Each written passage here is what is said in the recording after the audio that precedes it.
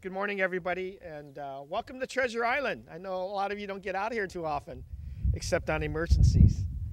Well, we're standing in front of the new Station 48, which is a critical public safety facility to serve our Treasure Island. You know, on Treasure Island, there's only one fire station, and months ago when Muhammad Nuru and I and staff visited that station, we heard personal testimony from firefighters about the living conditions. And, you know, apart from it being their office, the firefighters have to live here as well on a 24/7 basis. And so we took a look at it, we heard stories, we walked through it, and we realized that we basically had a substandard station on many different accounts. I was originally apprised of this by our union leadership as well as our management, because they wanted me to get down here to make sure I paid attention to it, as I have with Treasure Island in general. And I'm thankful to Bob Beck for being here. He's an infrastructure type guy. I had a chance to work with him at Public Works, along with, of course, Muhammad Nuru, who I put in charge of making sure that this station got done on time and within budget. And that's true, right, Muhammad? Got done on time. Well, that's why I think the entire Fire Commission is here, because not only do they know how important this is, I think they wanted to show their appreciation for the work that was done here, because it is the quality of life that the firefighters have to live on a daily basis in being out here. And I want to just thank everyone from the union, the firefighters themselves, battalion chiefs, chief herself, who led me on a personal tour of the station out here, and of course Treasure Island, and then all the different agencies that are represented here, from Department of Emergency Management to our building inspectors. Inspection was done here, to Public Works, to the fire department and its staff. We all collaborated together to make sure this got done. So I'm thankful, because this station will be occupied immediately. People want to make sure they're living in good conditions as they then sacrifice for anything that would happen on this island. And given the status of this island and this infrastructure, anything can happen, and it has happened. And I know that we are in that turning point in recreating an island for many residents and businesses, and it's about to happen towards the end of this year. But that in looking forward to that, we need to make sure the emergency services are here intact, ready to go, and I want to thank everybody here for making sure that happened. We have to make sure that our island is safe, but also that the people who provide that level of safety are themselves safe as well. And so we're thinking about all the different angles to make sure this is accomplished. We're also here today not just to celebrate this new station, but to announce some additional funding that we have planned with the Board of Supervisors. I know London's excited about this, because she used to be on the Fire Commission herself, so she knows firsthand. And in fact, she's been in my office more than once, and when her presence is there, it's felt.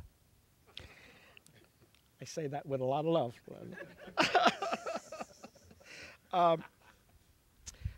We're making great progress to keep our city, our residents safe. And this is at a time when we're experiencing a strong growth in our neighborhoods. And as you know, we recently opened our public safety building in Mission Bay.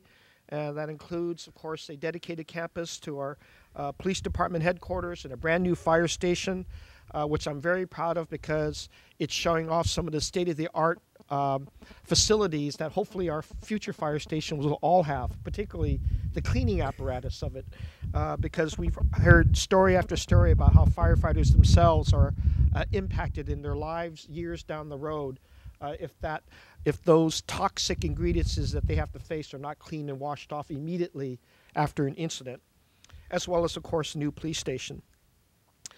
In February, working with the DEM, working with fire department staff, we announced additional staff to the fire department that would be replacing more than 40% of our ambulance fleet and working to reduce the 911 system's demands, and we made those announcements with some very dedicated work that the working group put together.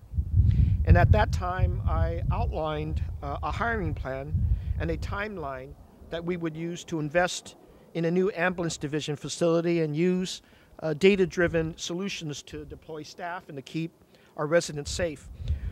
We're all doing this with an eye towards the demand of growing neighborhoods in the city, across the city, and making sure that we're prepared for a big event as well as just the day-to-day events.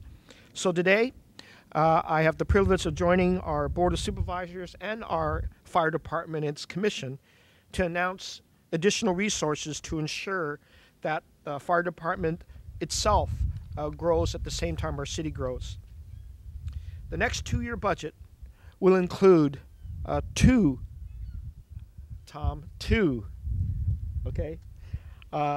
new emergency medical teams or paramedic training academies over the next 2 fiscal years, with the very first graduates expected to be in the field at the end of June of this year, and the second class to be conducted in the summer of 2016. This is an $8.6 million investment that'll make sure that more than 33 EMTs are on our streets and responding to 911 calls. In addition, we will have and conduct 4 firefighter training academies, with the first graduates expected to be in the field by the end of this year, December 2015. That is an additional $6 million investment that will deliver some 82 new firefighters to our ranks. Thank you, Mr. Mayor. It's got to be there. Got to be there. Now, you know, the fire department never works alone. They actually have to work in tandem with the 911 dispatching center. So we've taken this opportunity to announce 3 911 emergency dispatcher classes over the next 2 years and funding for overtime while those new hires are being trained in order to address our increasing call volume. And the first class will be taking their 911 emergency calls beginning the summer of 2016, and this is of itself a $3 million investment.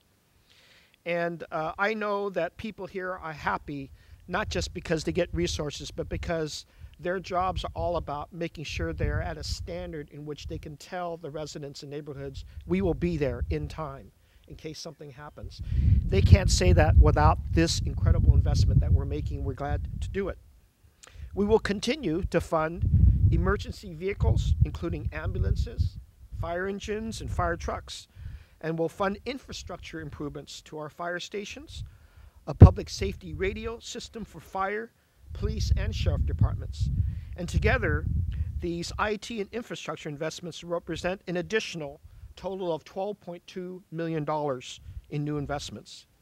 We'll continue to invest in technology and innovation with data initiatives that analyze all the 911 calls to make sure that we are meeting all the emergency service metrics that we are held up and accountable for. And as I announced earlier this month, we'll invest in a team that will care for patients that rely on the 911 system for their health care to prevent and maybe reduce the number of 911 calls that has been our objective. And we will do that by working with our home teams and our hot teams and assigning paramedics and outreach specialists to help connect patients to non-emergency resources so that we can decrease the 911 calls. So all told, today's announcement is increasing our fire department budget by $35.7 million in the next 2 years. And thank you. And also increasing our Department of Emergency Management's budget by $11.6 million, both total $47.3 million in the next 2 years. This, I think, represents a lot of discussions, a lot of assessments, a lot of going forward and analyzing need, but also responding to the call that our public needs more.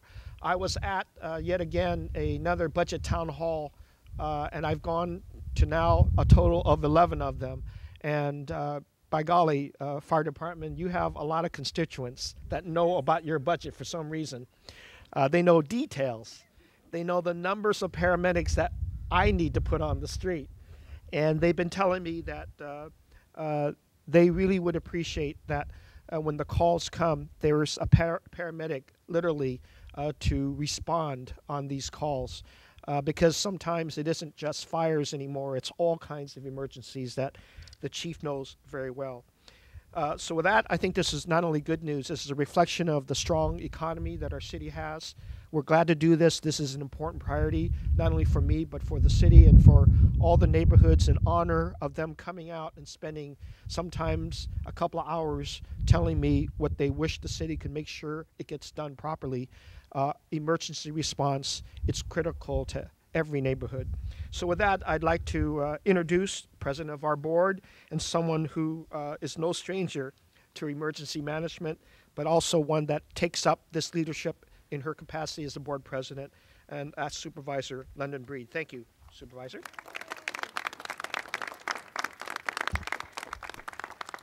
Whoa, Mr. Mayor.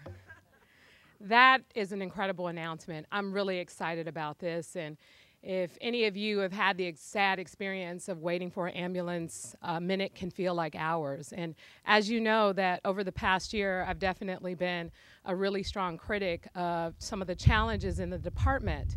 And as a result, the mayor put together a task force of fire department leaders and other emergency personnel and folks in the mayor's office and my office to try and come up with a plan.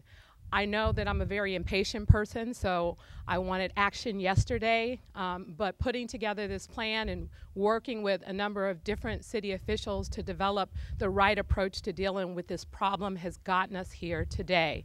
A lot of great suggestions. We have a lot of folks who are retiring. We have changes in our city infrastructure. We have changes in our population, and we need to make sure that we are investing in the department now so that we can meet the needs of our growing population in the city and county of San Francisco. Public safety has been a real high priority for me, and I appreciate the partnership that the mayor's office and the mayor and I have had over the years. We have worked together to try and resolve this problem. It's going to take us a little time. Once the investment is made, we're moving forward in the right direction. I'm really excited about the new academy class that's graduating, the new paramedics that are graduating, I think this Friday. About 42 new paramedics will hit our streets.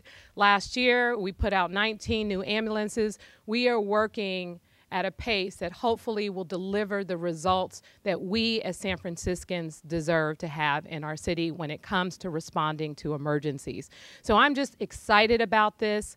I'm going to continue to make sure that I work with the mayor and work with the fire department to hopefully provide them the resources that they need and continue to hold them accountable to use those resources in a quick manner in order to ensure public safety. This is a great day. This is a really, really incredible investment. I don't recall an investment of this magnitude going towards the fire department since I can remember, and the fact that our mayor is willing to make such a significant investment to change the department for the better, to move the department in the right direction is pretty incredible. And I'm excited not just for the residents of the city, but for the men and women who serve our fire department, the folks who are on the ground, who want to save lives, who want to have the resources necessary to do their job to serve the residents of our city. This is going to make it better for them. And overall, this is going to lead to better results for the residents of the city and county of San Francisco. Thank you, Mr. Mayor. Thank you to everyone who's here. And at this time, I'd like to bring forward the president of the Fire Commission, Andrea Evans.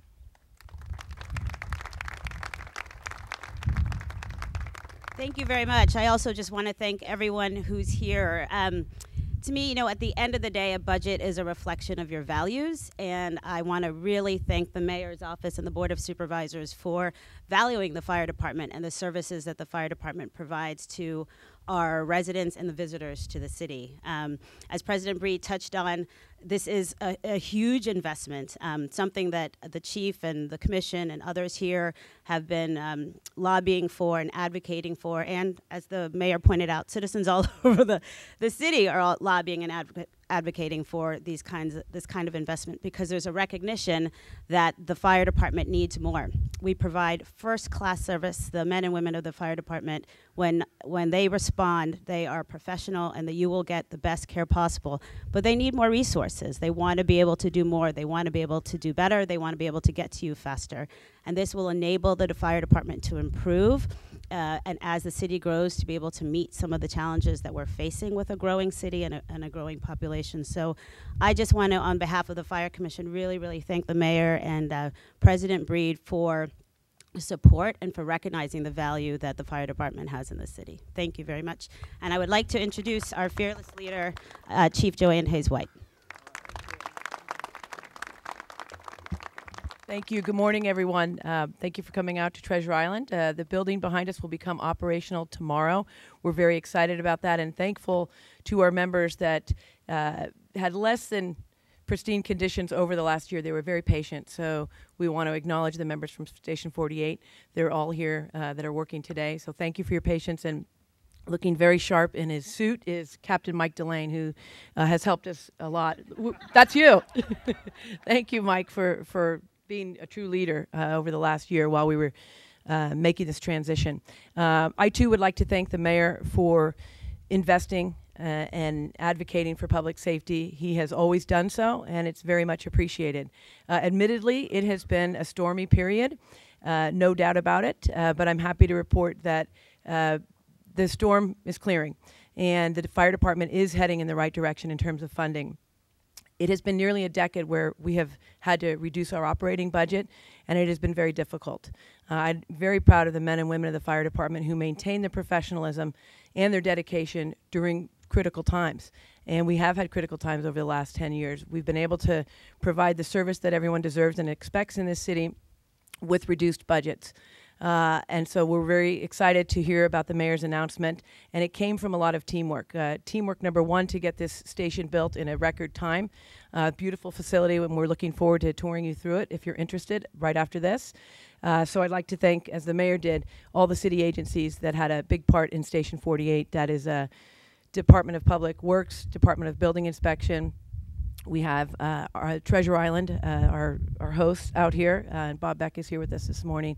And then we have partnerships also with the DEM as it relates to making sure that's where it starts. And there are true partners, and as I would say, sometimes the unsung heroes, the dispatchers and the call takers that get us to where we need to go. So it is not, and that's how the mayor runs his city. He expects the teamwork, and that's how the city works and works so well. There's someone that I wanted to point out, and he should be standing up here. I just met him this morning. I'm looking at you, sir, Ramel Taylor. I understand he works for DPW for Mohammed, and he was a project manager on this, so thank you very much.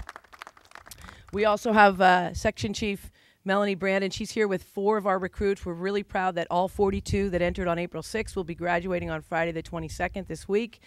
They will become EMTs and hit the streets this weekend, and that will also help in continuing to move this department forward as we see our city growing and our economy improving.